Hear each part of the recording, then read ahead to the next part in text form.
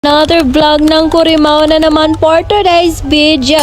Oh, di ba? Kinapalan ko na talaga ang pagmumukha ko sa pagbo-vlog para naman malaman talaga natin ko meron talagang salapi dito dahil alipin tayo na salapi. So today, papakita ko lang naman sa inyo kung gaano na talaga kaburyong ang buhay ko at kapag wala na talaga ako magawa sa buhay ko ay pupunta tayo dito sa ating friend na kamaritisan natin talaga na walang katapusan ang pagmamarites. Papakita ko lang sa inyo kung gaano dumadaloy sa dugo namin, sa lahi namin talaga ang pagiging chismosa. Charis.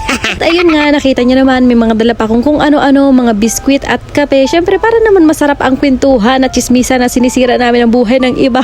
Pero syempre, bago yun, magpapaalam muna tayo kahit nakabadong-kabado tayo kung papayagan tayo. Ngayon, nadaanan na nga rin pala akong sabon dito at syempre, napaisip ako baka mapasma ang mga bunganga namin dalhin ko to para mapabula. Nandito na nga ako sa asawa kong pogi na nagmamaniobra na naman ang kanyang motor. Wala na ibang ginawa kundi magkalikot ng motor niya. Ako hindi kinakalikot, charis. At dahil pinayagan na ako, eto dumaan muna ako kay Ate Nora.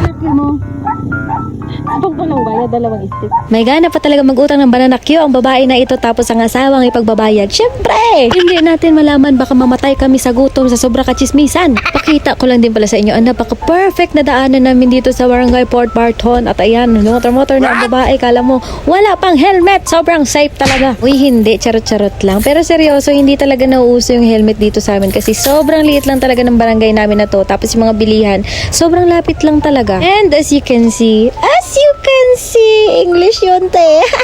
Sobrang lapit lang talaga ng pinuntahan ko kasi mga ante, nandyan lang siya sa work niya. Pero bago yan, syempre, dadaan muna tayo dito sa pagkarami-raming motor. Ano kayang meron? Baka meron tinola dyan.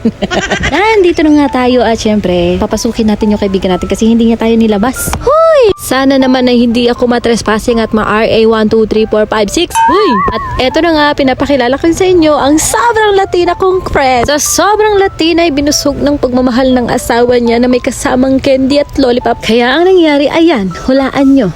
Malamang na diabetic, wag kayong ano. Pero hindi, char-char lang. Oy, grabe kaya yan kabait ni Joy Joy. Grabe ka ganda, grabe ka sipag, grabe ka wife material talaga yan. Kaya hindi yan maiwan-iwan ang asawa niya. At syempre, higit sa lahat, grabe ka chismosa. Uy, kaya wag na kayo magtaka kung ang pagka-chismosa ko ay umabot ng level 5 imbis na dapat hanggang level 3 lang kasi nahawa-hawa na talaga ito, bi. Tingnan nyo naman kung hindi na yan nasubrahan ang pagka-chismosa ko. Kung saan na si Joy Joy magpunta, doon na din ang padpad ko. Grabe, mamaya lilipat na naman kami ng pwesto. Pero ang totoo talaga niyan, guys, bibihira na talaga kami magkita nitong aking friend na si Joy Joy kasi sobrang busy na talaga ng mga buhay namin, nagkanya-kanya na talaga kami. Kaya ang nangyayari niyan, kapag nagkikita kami, ayan, super chismisan talaga to the max. Wala na kaming pakialam kung maubos na ang kaluluwa ng pagkatao ng pinag-uusapan namin. Charis lang. Actually, ang totoo niyan, nagsiset lang talaga kami ng date kung kailan kami makakainom ulit kasi hindi na talaga kami nakakawalwalan yung talagang to the highest level na lasing kami na naghahabulan kami sa basakan. Ganon, yung mga ganong moment. Hindi na kasi namin yung nagagawa ngayon kasi parehas kaming nag-anak-anak agad ng dalawa.